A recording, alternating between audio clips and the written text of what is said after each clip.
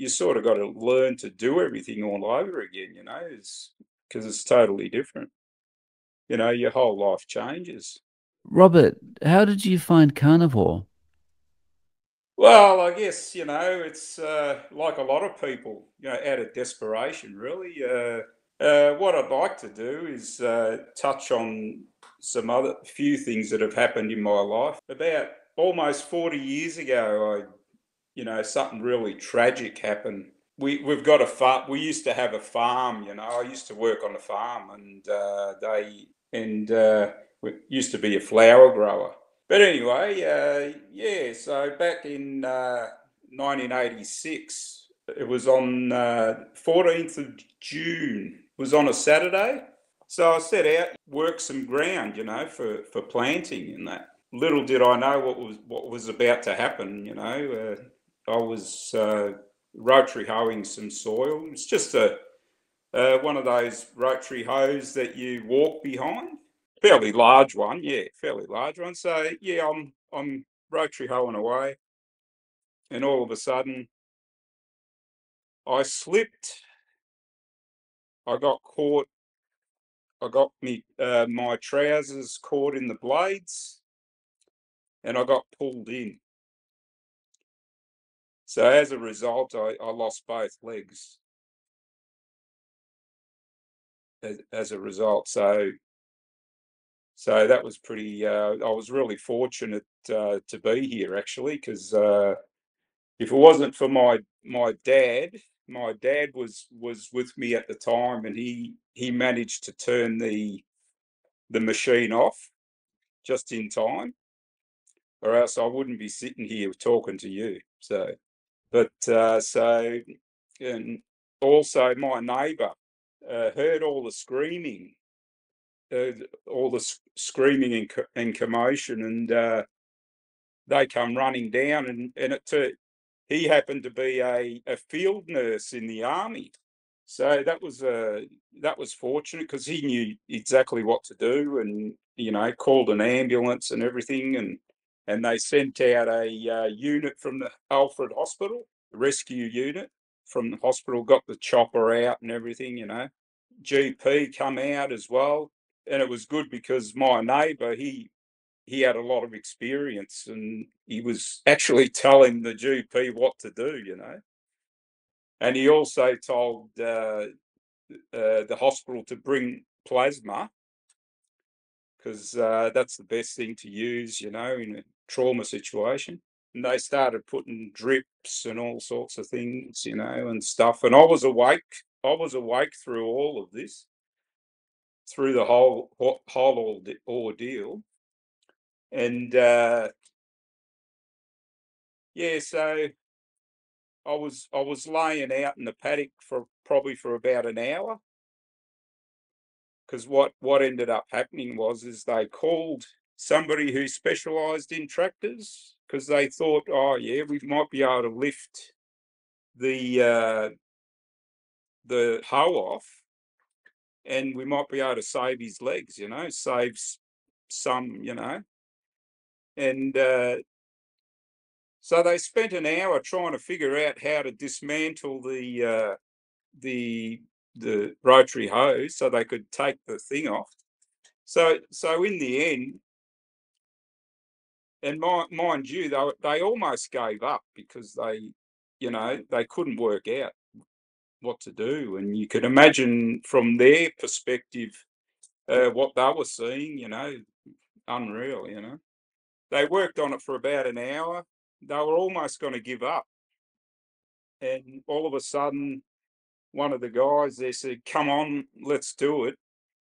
And soon as they lifted the hoe off, there was nothing left anyway, so it wouldn't have made any difference, you know.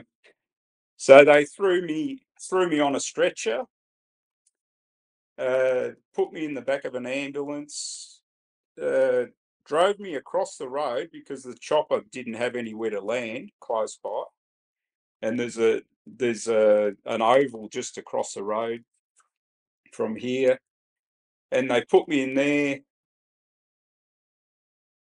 flew me to the Alfred, and that was the last thing I remembered. And I woke up in trauma, in intensive care. So in the Alfred for probably 6 weeks. It was touch and go at first. They said, "Oh yeah, you might not make it. We're just letting you know because the extent of your injuries is just too severe." And that, no, yeah, what do? You're sitting, laying there. You just your whole world has just been, turned upside down. I was only 19 as well, and to have that happen in your prime, it's pretty big. It's pretty huge. So yeah, so it was touch and go for a while, and they just said, and they gave the family the news and everything. Yeah, you might not make it, but some miracle, I survived. It just goes to show how tough and resilient the body is. To come back from something so severe. And yeah, so I I was in the Alfred for a while, for 6 weeks or so, and then got sent off to rehabilitation because I saw you sort of got to learn to do everything all over again, because it's totally different. Your whole life changes, so I was probably in rehabilitation for a good part of a year. They got me up on artificial legs, the prostheses and everything, but it was too difficult. It was really difficult to use the legs. But because I've only got on one side, I've only got just above the knee, and the other side's got nothing. I lost it completely. So yeah, I was in that rehabilitation for about a year, you know, and being in there, thinking back now and knowing what I know now, the amount of people that I saw in there, and I saw firsthand what metabolic disease does to people. There were that many people that lost their legs from diabetes and you know uh, smoking, smoking, all sorts of things. Other accidents and things like that. I remember there was one lady in there. She was in her 30s. I think she had type 1 diabetes. I think it was, and they had to take her legs off overnight. She said, just take them off, you know, and that because the pain was that severe for her. So they just cut them off, you know. It's unbelievable. The things I saw was just out of this world, and back in 1986 as well, people like were still smoking in hospitals, you know, and you'd be sitting in the TV room, and all the nurses would come in and light up a smoke. The doctors. It was a mess. Yeah, so that was that, and then I got sent home after a year or so. I've been overweight. I've always been a big person. I was overweight uh, since I was about 8 years old, and slowly, because of all the trauma on that, the depression started kicking in and all that sort of thing, and the anxiety, and I didn't really want to do much. I sort of lost it, sort of thing. And few health problems started to set in, like I had high blood pressure. Nothing major, nothing major. I think the most major thing was the blood pressure. heart palpitations and all that sort of thing. I went to the doctor for all that and everything because I was feeling pretty crap, you know. And straight away, they put me on a, a couple of doses of blood pressure pills, and they put me on beta blockers as well because my heart was all over the place and all that sort of thing. And I was on. They put me on cholesterol pills as well. See, your cholesterol's a bit high. We'll have to put you on those. And I was on those. I was on them for 30 years. And if I knew back then what I know now, I would have said no. Not once did they ever suggest diet or anything like what are you eating, or which brings us now to now. I've been on carnivore for 2 years. I started with keto. I went on keto. I think it was 2021. I started keto, and I got onto that just by watching YouTube. I watched. I think it was an Eric Berg video kept popping up on my feed, and it said something like lose weight fast or something. And it kept popping up on my feed, and I thought, yeah, what's this about, and this and that. So I ignored it for a while, and then I decided to click on it. And he started talking about uh, how insulin drives weight gain and all that sort of thing, high blood sugars, and how carbohydrates, raise your blood sugar and makes you put on weight and all that sort of. Just clicked, it made sense to me, So I started doing it. It's a bit hard at first because anytime you transition to a new diet, your body starts reacting and dumping, all these toxins that you've been storing up for years. And all of a sudden, I noticed after about a month or so, I started to transform. My face started changing. The weight just started falling off. I thought, what the hell's going on here? I had tried a lot of diets, other diets, like Weight Watchers and eat less, move more, all that sort of thing. Nothing ever worked. But, I went on this, and all of a sudden, it was almost like when you stick a pin in a balloon and you get it's got a slow leak, and that's what happened. Every time I look myself in the mirror, I'm wasting away. What's going on? And all to do with giving up carbohydrates. So I did that for about a year or so. Did the keto diet, but I still couldn't kick a few things. I still I couldn't get rid of that last 5 or 10% of weight. So I really got into watching YouTube videos, low carb, keto videos and all that. One day, this video pops up. Was Ken Berry. Oh, I forget what the thumbnail said, but I thought the guy was crazy.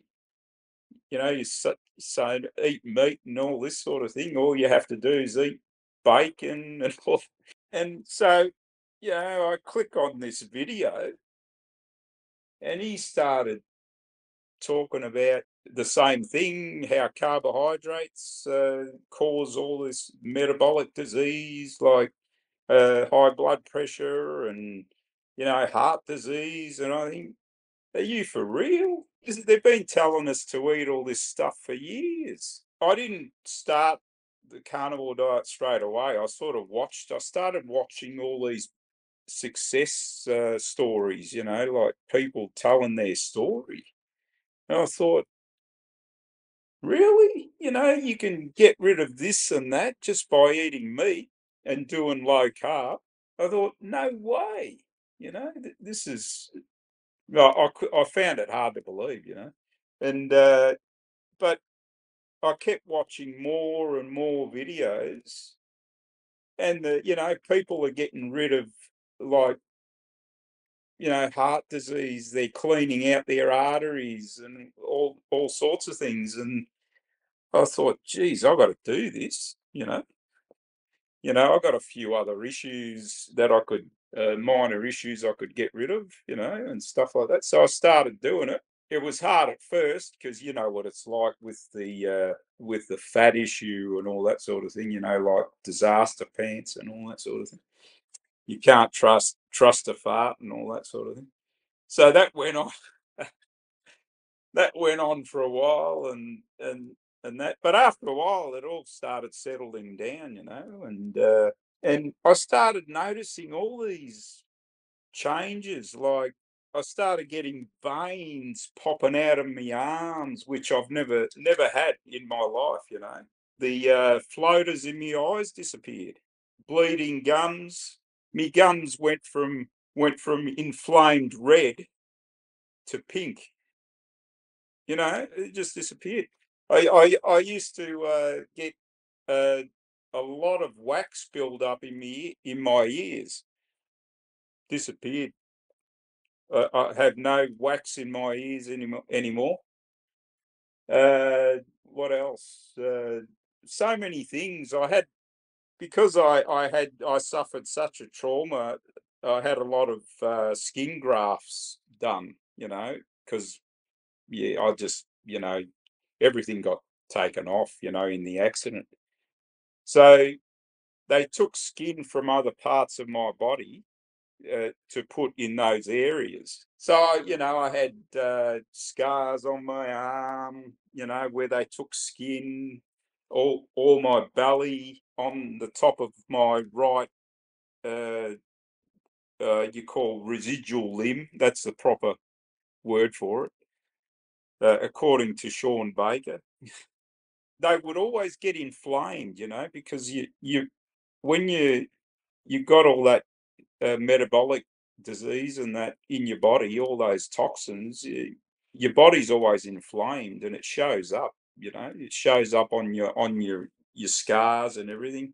They used to get bright purple, from all the inflammation, and one thing I noticed ever since I went on carnivore, all the scars disappeared. My skin, Really? yeah, yeah. My skin, it just cleared up. It's all So after nearly 40 years, yeah, it's just started to fade.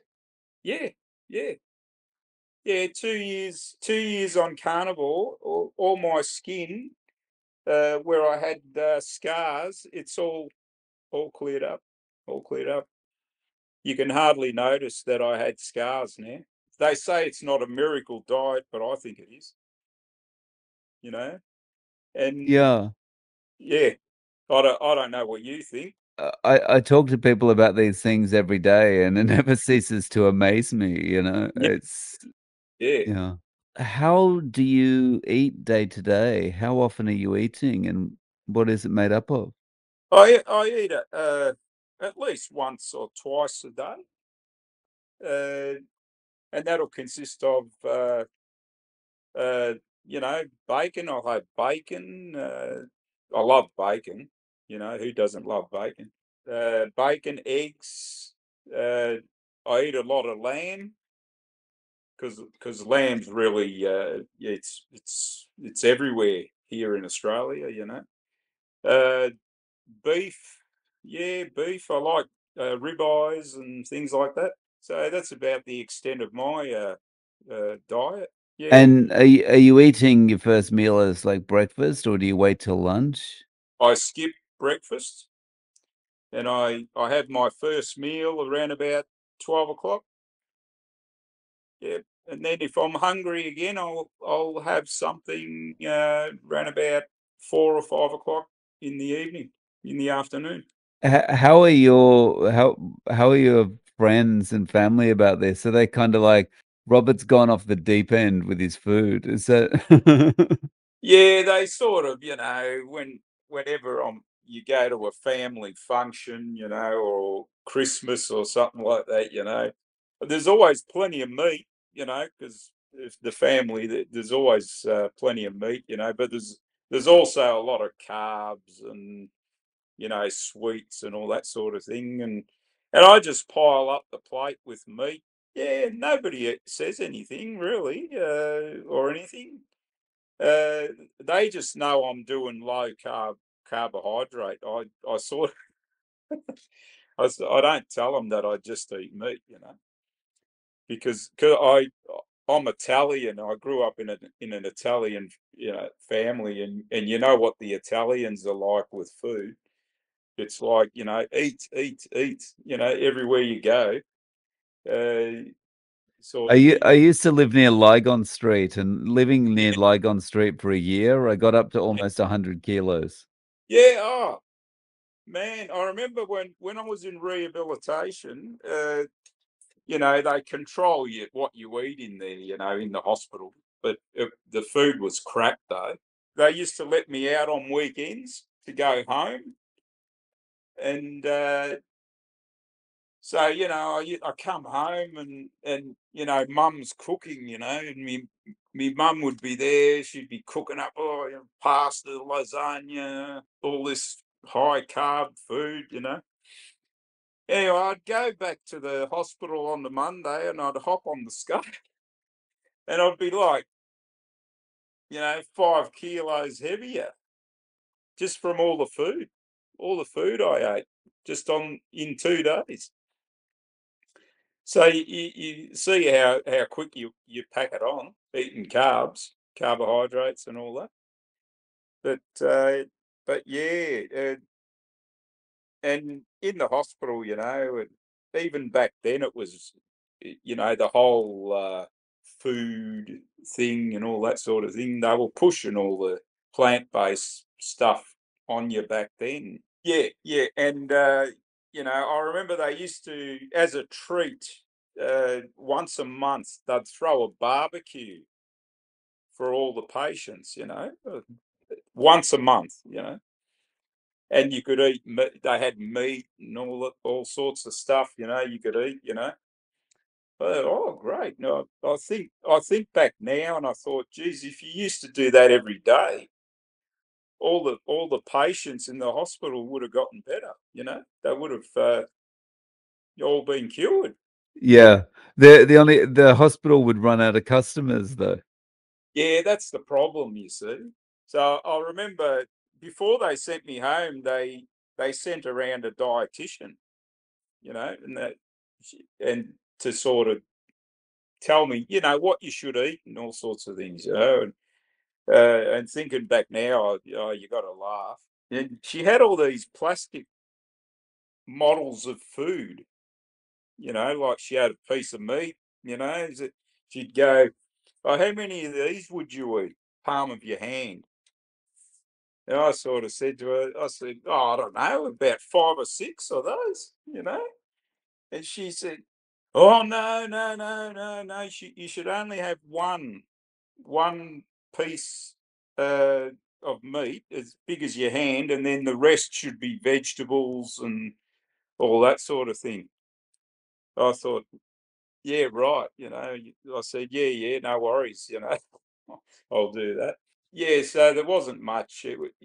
It went on back then, all this plant-based stuff. It all started back then. So yeah, so then I had dreams of going to the Paralympics and all that sort of thing, and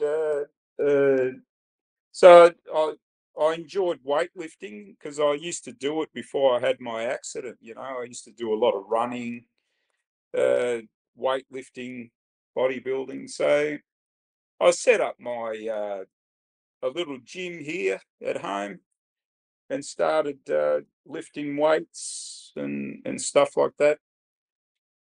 But I never actually, actually did it, which I probably sort of regret a little bit now. But it just wasn't for me, wasn't right for me at the time, Yeah, sometimes things are just not right at the time, right? Yeah, if it doesn't feel right, you just don't. No, you got to follow your instincts. Sometimes you got to follow your gut feeling, sort of thing. But fast forward, ran about 20 years ago, while I was in hospital, somebody said to me, "You should do bonsai.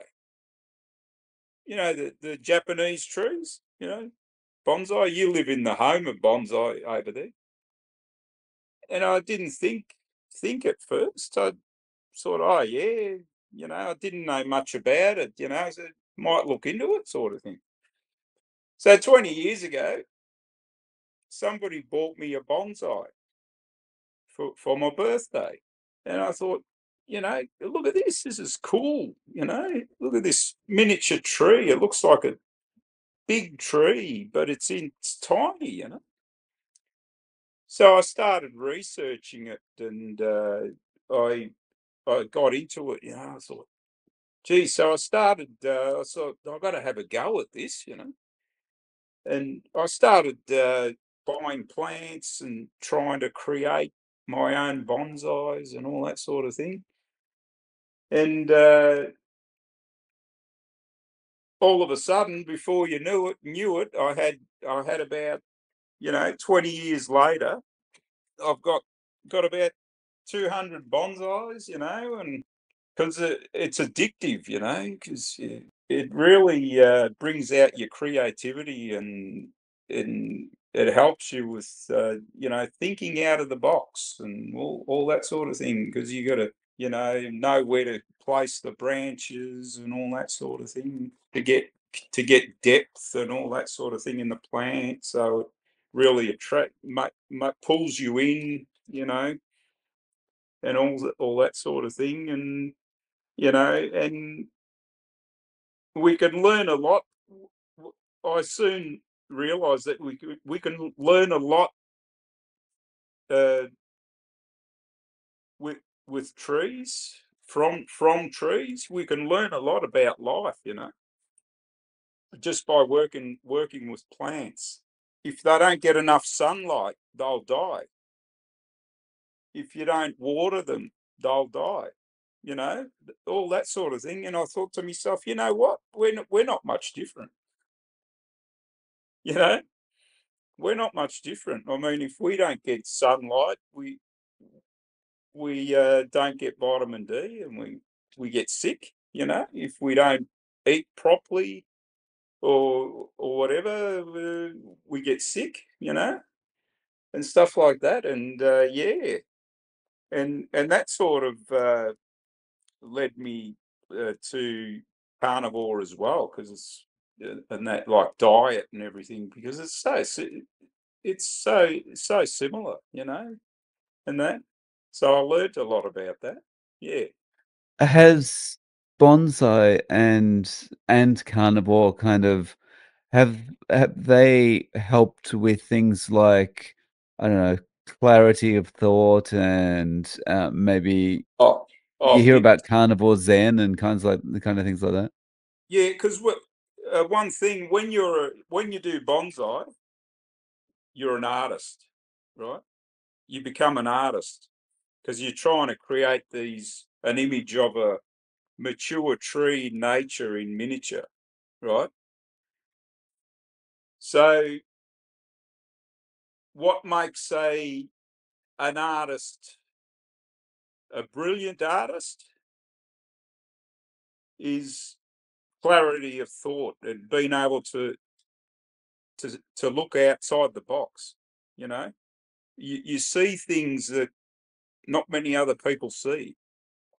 You know, like the great artists of the world, like painters, like famous painters and all that.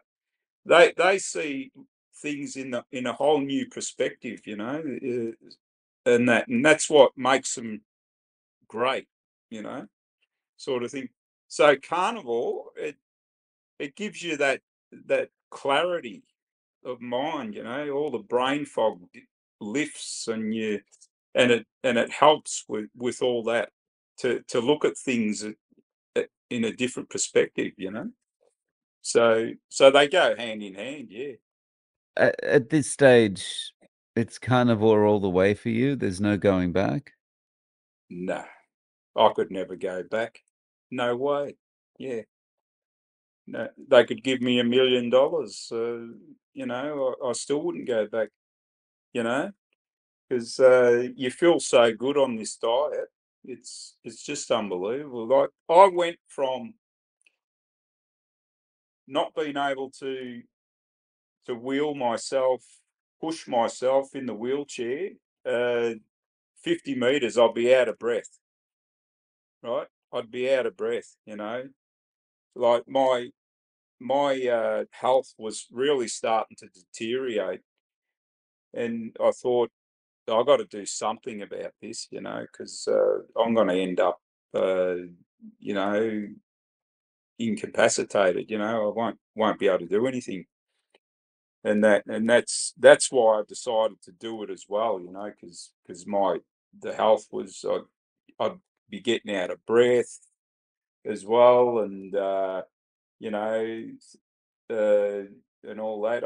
I started getting nerve problems in my arms and that, you know, all that sort of thing. And I thought, yeah, I really got to do something, you know.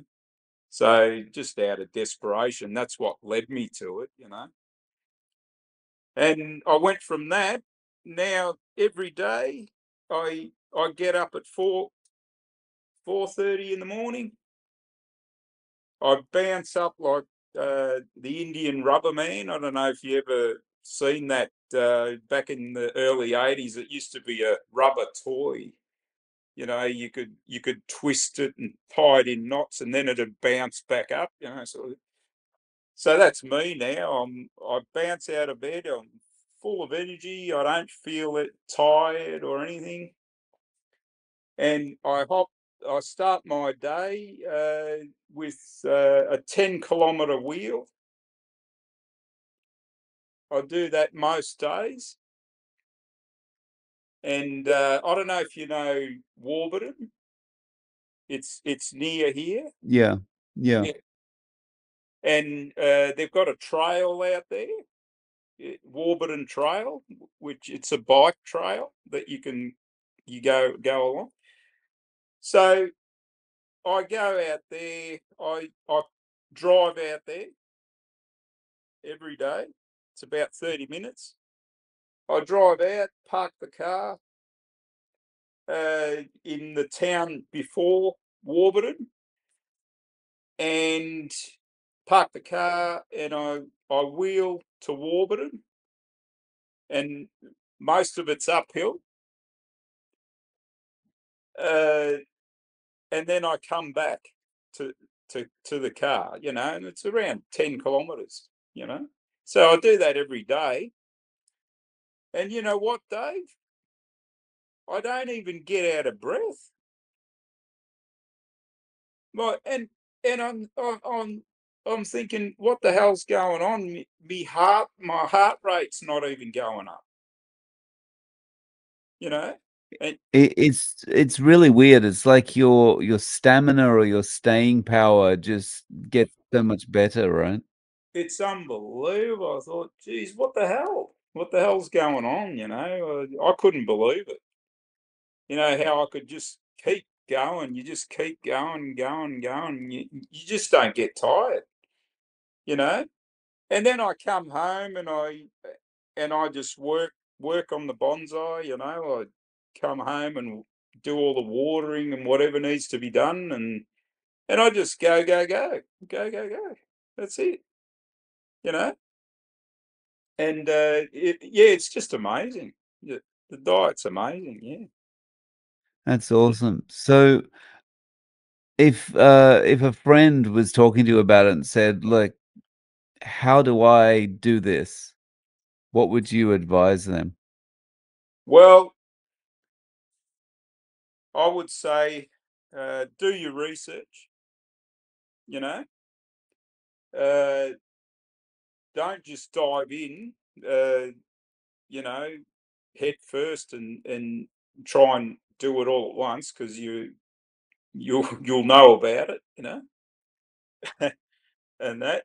So yeah, just do your research, watch a lot of videos, you know, YouTube videos, and there's a lot of great doctors on there, you know, Sean Baker, Anthony Chafee, uh, Ken Berry. There's that many, it's unbelievable. I couldn't believe it when I started seeing all these doctors pop up.